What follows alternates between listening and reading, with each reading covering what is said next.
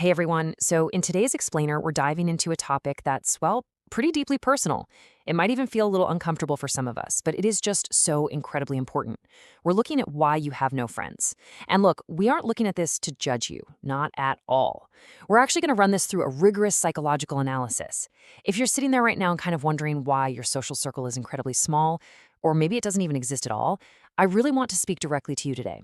You might feel like a total outlier, right? Or completely isolated.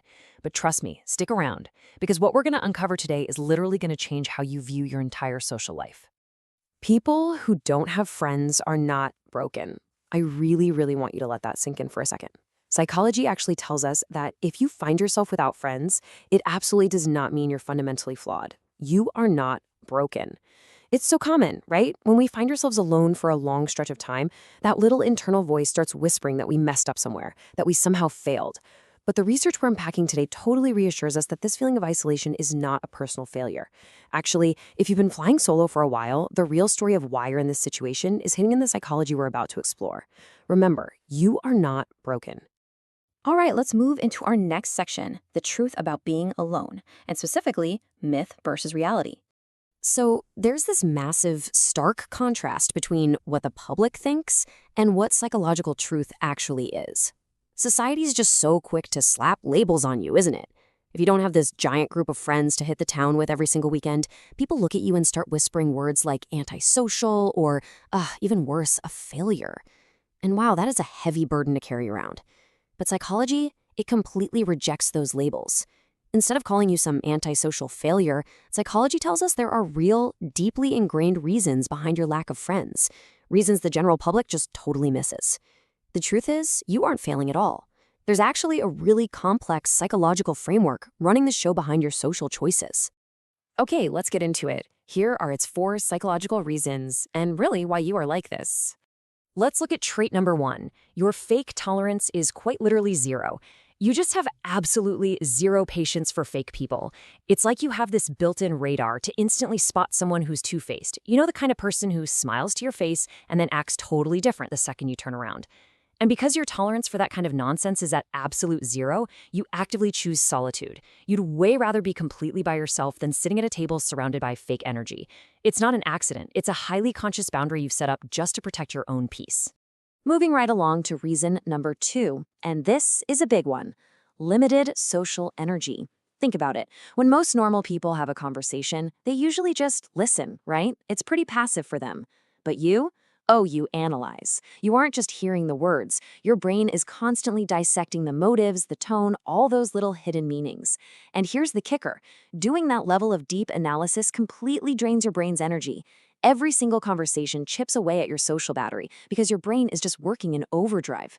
This is exactly why being around people drains you so much and why you absolutely need that alone time just to recharge. For you, it's literally a biological and psychological necessity.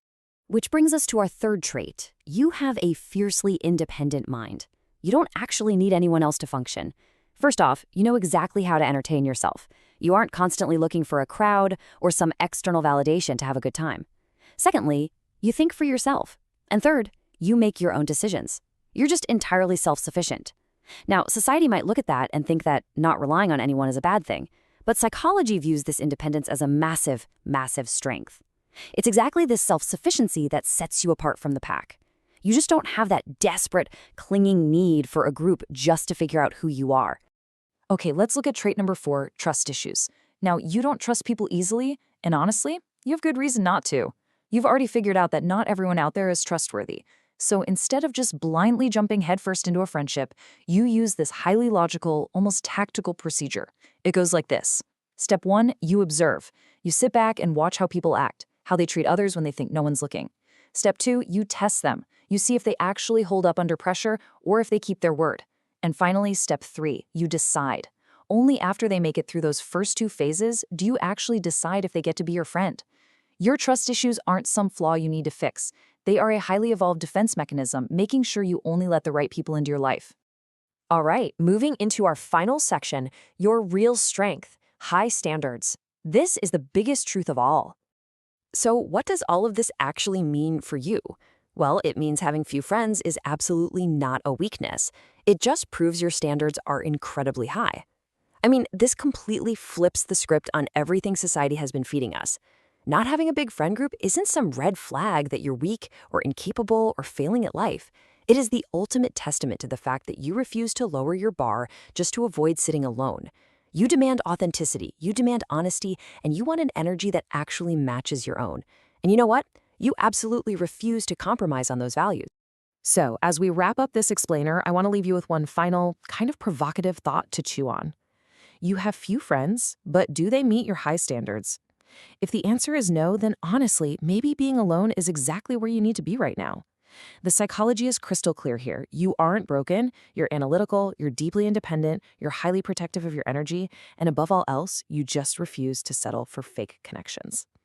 Thank you guys so much for joining me today. Keep those standards sky high, keep protecting your peace, and really take some time to reflect on what we unpacked today. Until next time, keep learning and stay curious.